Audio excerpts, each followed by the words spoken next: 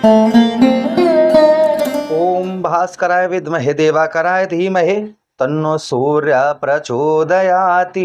प्रणाम जी। प्रिय वृषभ राशि के दर्शकों, यही 15 मार्च से सूर्य और शनि की युति आपके एकादश भाव पर बनेगी। उधर राहु और सूर्य का ग्रहण दोष समाप्त होगा, तो यहाँ पर अच्छा भी है। और यहाँ पर सूर्य शनि की युति से 15 मार्च से लेकर आगे 1 महीने तक क्या होगा, विस्तार पूर्वक अच्छी तरीके से चर्चा करेंगे। यहाँ पर शनिदेव महाराज अस्त भी होंगे, और अस्त का मतलब ये होता है कि जब कोई ग्रह अस्त हो जाता है तो उसका प्रभाव समाप्त हो जाता है।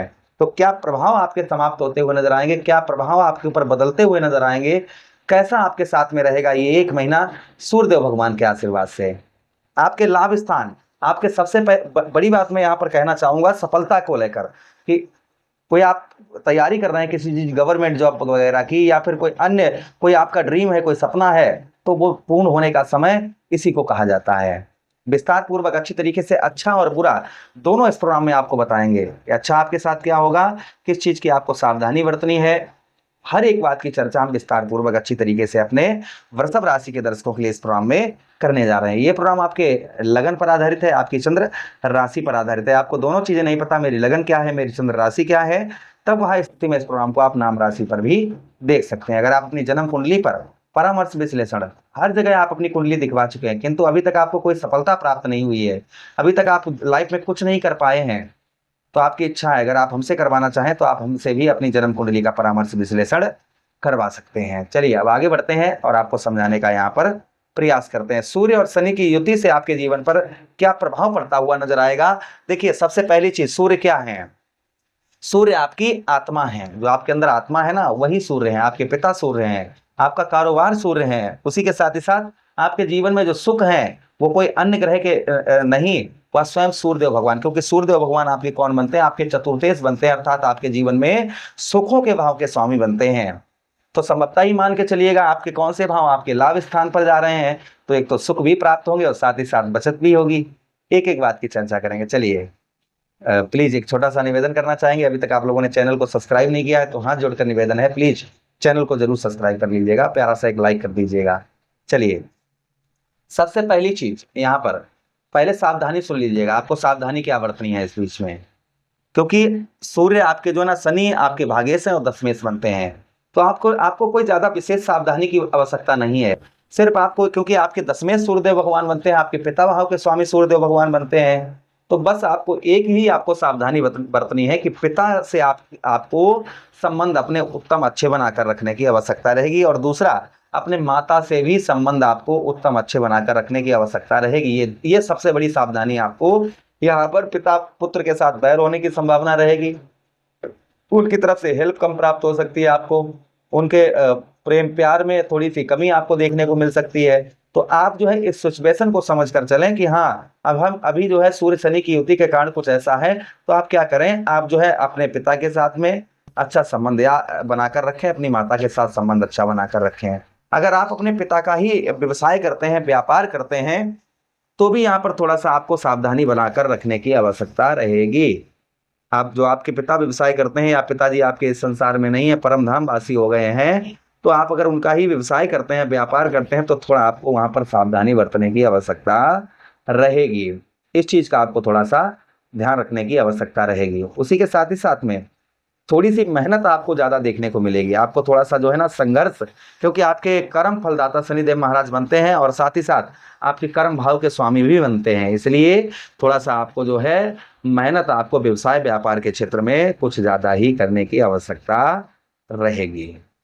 चलिए, अब आप, ये तो आपको सावधानी की बात हमने बता दी, जो देखिए स्पष्ट, किसी को कंफ्यूज नहीं करना चाहिए। हमारा एक ही उद्देश्य रहता है, किसी का पैसा व्यर्थ में ना खर्च हो, किसी का समय व्यर्थ में ना खर्च हो, और सटीक जानकारी मिले, यही मेरा परम कर्तव्य रहता है। अब लाभ सुनिएगा, आपको देखिए लाभ क्या क्या होंगे वो ध्यान से सुनिए। सबसे पहला लाभ, यहाँ पर जो लाभ आपको होता हुआ सबसे प्रथम लाभ देखने को मिलेगा वो ये मिलेगा कि आप गवर्नमेंट जॉब करते हैं, गवर्नमेंट सर्वेंट हैं, तो आपको आपके पद में प्रमोशन होने की संभावना बहुत ज्यादा रहेगी।